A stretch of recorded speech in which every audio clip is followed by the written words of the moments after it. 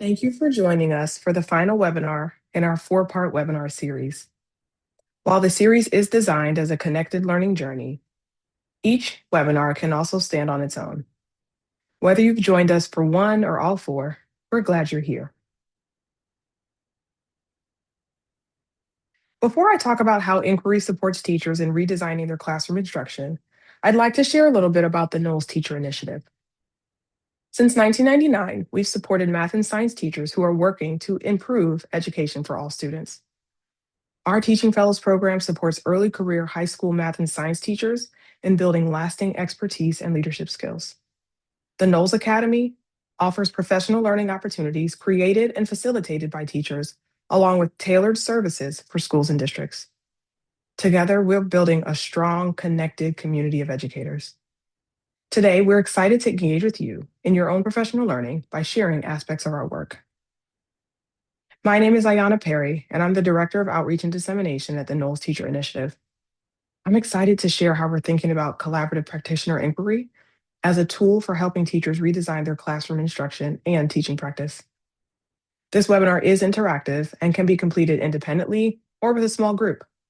Throughout the webinar, I'll note moments where you can pause the video to engage in reflection or activities before continuing. As you move through this webinar, I invite you to engage as a learner of your own practice. We're not trying to solve everything at once. We just want to notice patterns, questions, and possibilities that feel worth returning to. Now, you won't need any additional materials for this webinar, but all the resources I reference are available at the QR codes on the slides, on our resource page on our website, or if you're watching this on YouTube, you can find it in the video description. Before we begin, take a moment to consider the following prompts. When something in your classroom just isn't working the way you hope, usually respond.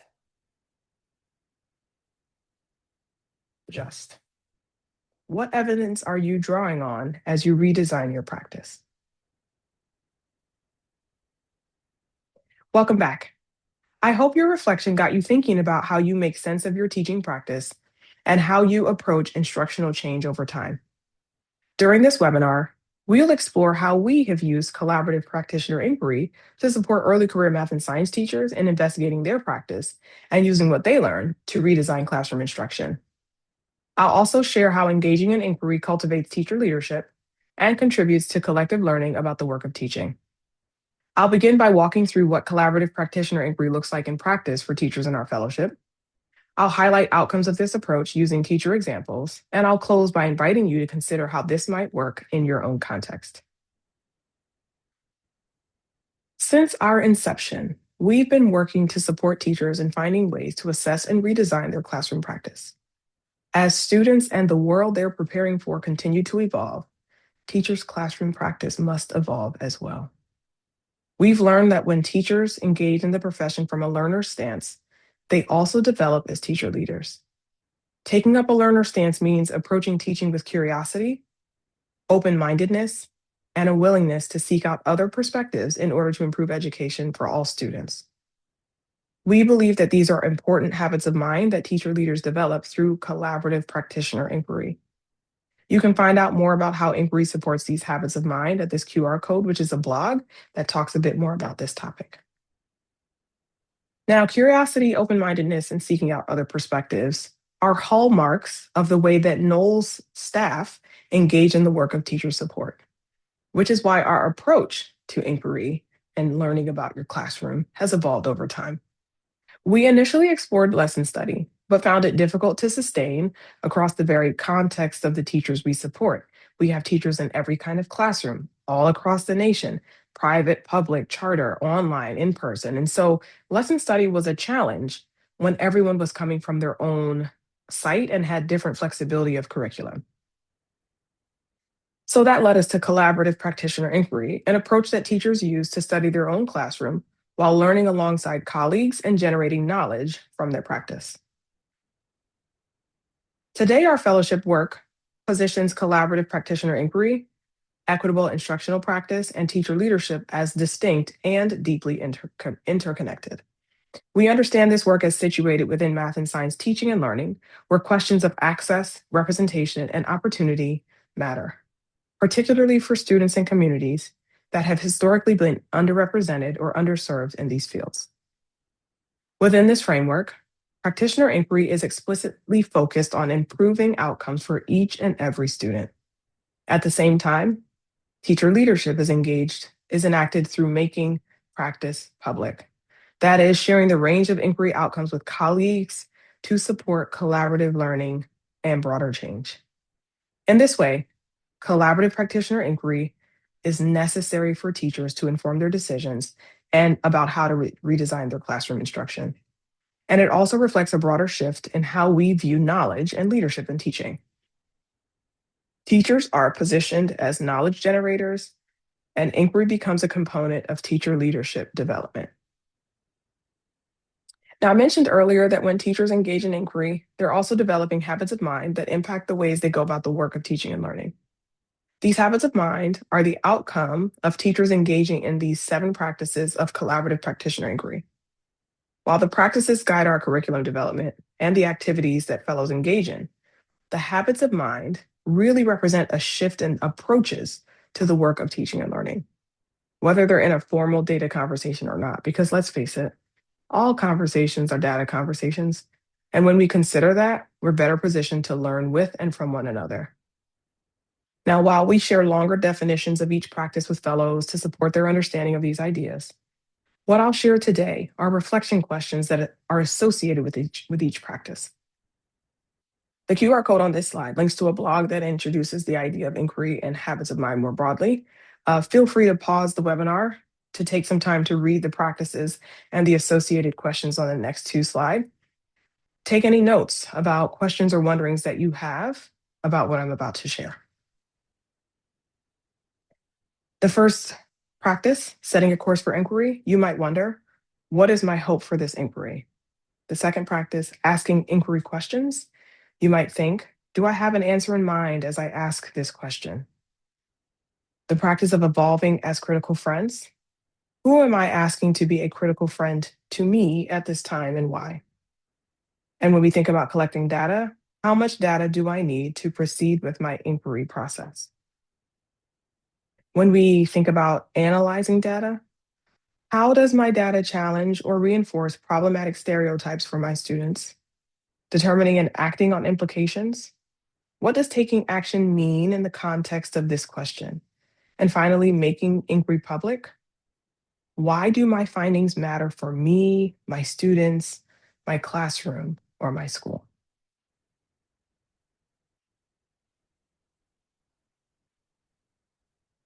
Now that you've had a chance to read the reflection questions and associated, um, you've had a chance to read the practices and the associated reflection questions, pause the video again and think about how which of these questions are most important for you to consider in your teaching right now.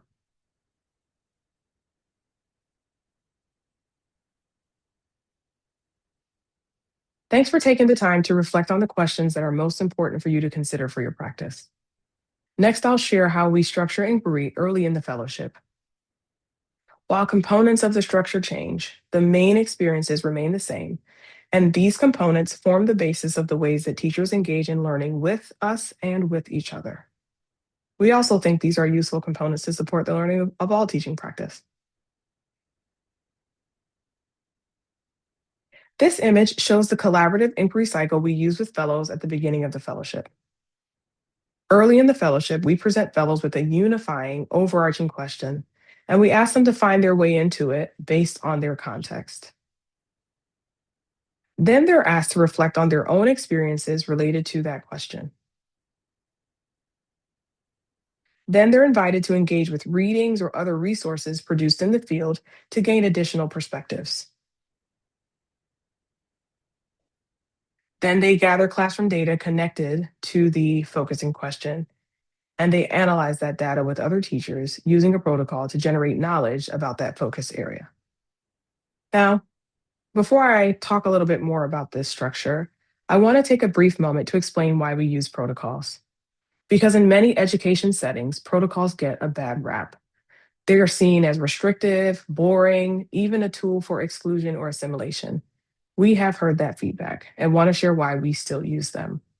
We also assure you that after fellows have engaged with protocols in our fellowship, many of those concerns go away. We use protocols because they make the familiar strange.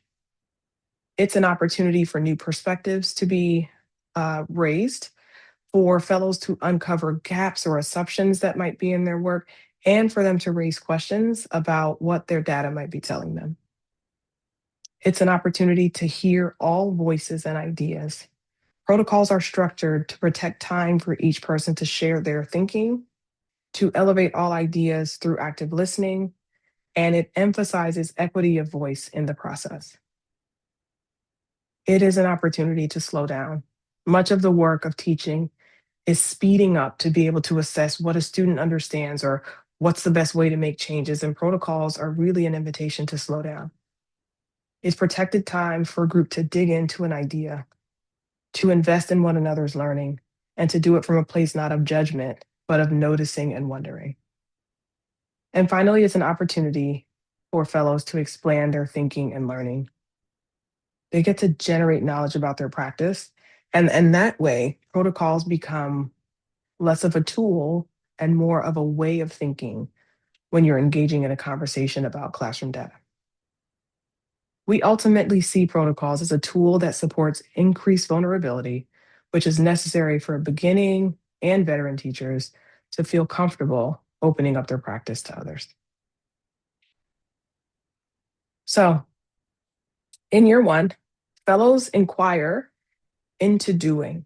The question is, what does it mean to be a doer of mathematics and science in my classroom? They use the Common Core math practices and the NGSS science and engineering practices as resources to help them think about what it looks like to do math or science. They also reflect on how their identity impacts how they make sense of the practices and their personal views about what doing looks like. At this stage, we put them in inquiry groups based on the discipline or content they're teaching, and we invite them to study this question all year long.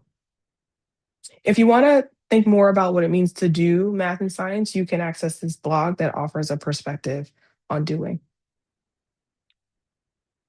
In year two, we invite fellows to connect their expanded view of doing to their views of productive talk and task choice.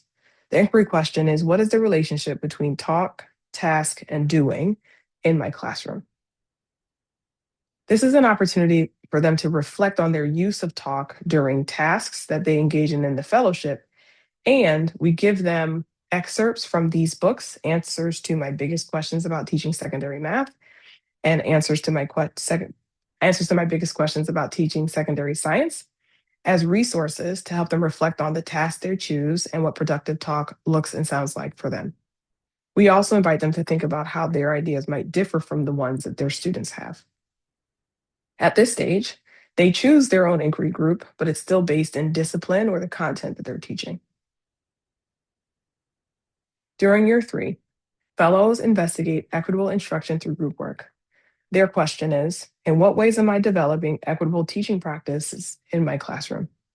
At this point, rather than just choosing how the question connects to their own learning, they get to design their own inquiry question under this umbrella question. They also get to choose their own group based on people who are interested in studying the same kinds of things that they're studying. So if they're interested in how to set up group work, they would be in a group of people all investigating group work in their classrooms. If they're interested in structures that support discourse, then they would be in a small group of people who are all studying discourse in their classrooms. They also focus on some aspect of this status or complex instruction during this work because we find that that's a really useful strategy to help them think about classroom culture and how all students are able to engage. They also think about the role of subtle acts of exclusion and how that shows up in a space and ways that they can disrupt it. And as you can imagine, identity continues to play a key role in their reflections. Now that you've heard a bit about the structures that support our teachers in engaging in inquiry, I invite you to reflect on these same inquiry questions. But rather than trying to answer them, Consider what data you might use to learn about this in your own classrooms. Whose perspective might you seek to develop a broader view of one of these questions? What's one form of evidence that you might use to assess your own improvement or deeper understanding in this area? And what tools might you use to get started with this work? I might suggest using an AI of your choice to help you begin this conversation in a low stakes way. The article at this QR code describes how we use AI with teachers as a reflection support tool.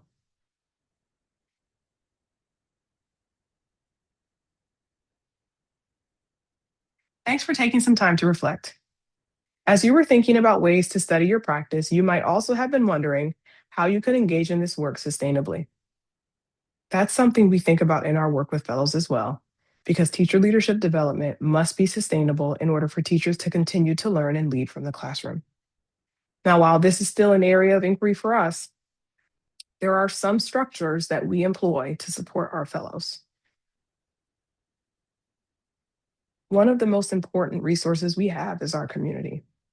Much like any school or district, when teachers join, they gain a community and a new identity. For us, that community is the national network of math and science teacher leaders, and that identity is being a Knowles Fellow.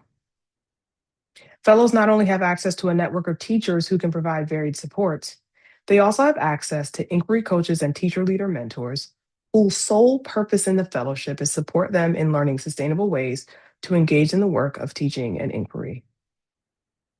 They also have access to staff, all of whom are former high school math and science teachers who are invested in their success as teachers and teacher leaders. And finally, they have access to each other. They make up a vibrant and willing group of early career math and science teachers who have the potential to improve math and science education for all students. Another way that we support sustainability in this work is through teacher choice. Teachers can choose what classroom to focus on, what data to collect, what and how much to share with others, and they can manage their own logistics, which means they can choose the times that best work for them to engage in the most collaborative components of the work. We also offer them resources for facilitating learning conversations, including different protocols, inquiry coaches that model data collection and analysis by bringing their own classroom data, readings and protected time to reflect on what it means to engage with one another in critical friendship, and protocol facilitation support. You can find one protocol facilitation support tool at this QR code. It's a document that can be used by a facilitator of a protocol to attend to the dynamics of the participants in the data conversation. And most importantly, we have norms that we use to nurture our community. Those norms are: ask for what you need and tell what you can give. Ask for what others need and what others can give. Impact is greater than intent, so own your impact and interrogate your intent. These norms are an invitation to consider their needs and the needs of the community when making a decision to act or a decision not to. These norms invite our fellows to think about the ways they need to grow and ways others need to grow and to contribute to that growth collectively.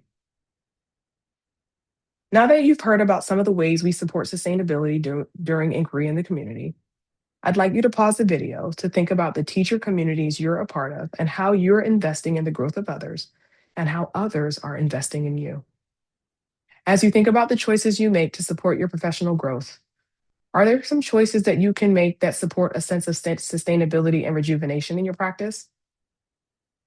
What resources do you need or have you found that are just in time to support your growth? What are the norms that you adhere to that support healthy engagement in your teaching community?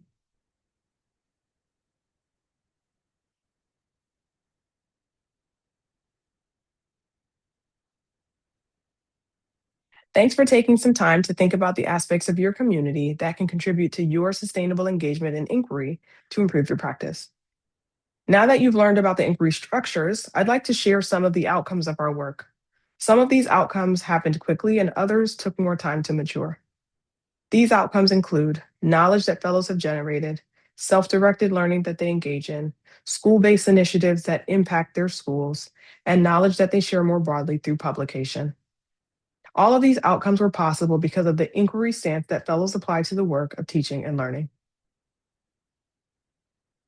One outcome is the knowledge that teachers generate about their own and others' practice, which allows them to change their classroom practice. This is a reflection from a fellow. The prompt focused on how they're developing equitable practice. They said, I've learned a lot of the ways that dominant culture practices are showing up in my classroom and how values of other cultures are diminished. I've learned that I need to keep working to expand my definition of doing and what productivity looks like. Engagement should be meaningful for each student and shouldn't be checking a list of boxes because that's what we're supposed to do. I hope to continue to collect data on doing in my classroom so I can see how students are engaging and how they're finding value in their actions and in their deliverables so that I can continue to disrupt the cycles of dominant culture in the classroom. Their inquiry cycle helped them generate knowledge about how dominant culture impacts their practice and supported them in setting a vision for their next inquiry cycle. Another outcome is self-directed learning that results in individual professional development and shifts in classroom practice. Samantha O'Connor set out to learn how to incorporate engaging stories in her science class after investigating what it means to develop an equitable, inquiry-based, student-centered classroom culture. Her learning, lecture in and of itself, is not a problematic tool. Rather, it's a tool that can be paired with storytelling to teach science in a very engaging way. You can access her blog about this at this QR code. The third outcome we'd like to share are school-based initiative that Knowles funds to support teachers in implementing impacting classrooms beyond their own. Jesse developed a regional program that supports teachers in gaining a deeper understanding of the NGSS practices. His own understanding was supported by the Year 1 inquiry focus. Katie instituted a PLC program that helped teachers learn to facilitate PD for colleagues at her school in a program called Lunch and Learn. Sophie received funding to train 30 teachers as critical friends to support database learning conversations across her school. And finally, Ian and Heidi engaged in critical friends training and implemented aspects of that training with colleagues at their school. In each of these stories, fellows brought the power of inquiry and protocols to their colleagues because they experienced the power of these tools in Knowles and wanted to share that with others. You can access these and more fellow stories at the QR code on this slide. Finally, we're excited that the inquiry cycle leads to teachers generating knowledge about how they're teaching in equitable ways and sharing that with others. This co-authored blog was written by teachers across the first 3 years of the fellowship when we asked them to deeply consider talk, task, and doing in classroom culture. They wrote a blog about the benefits of an asset-based view of emergent bilingual learners. You can read their blog at this QR code. Now that you've learned about the structures we use to implement inquiry, the ways that we support sustainability, and the outcomes that are possible, I'd like you to take a moment to record what a first step might look like for you in your setting.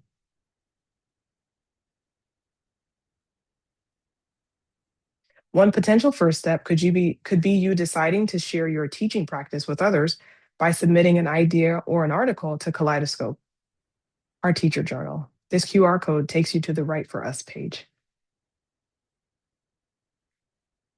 Thanks so much for listening to this webinar. I hope you learned something about how we support inquiry. I also want to share that there are more opportunities to continue to deepen your learning. First, there are additional webinars in this series. The first webinar talks about schools as systems.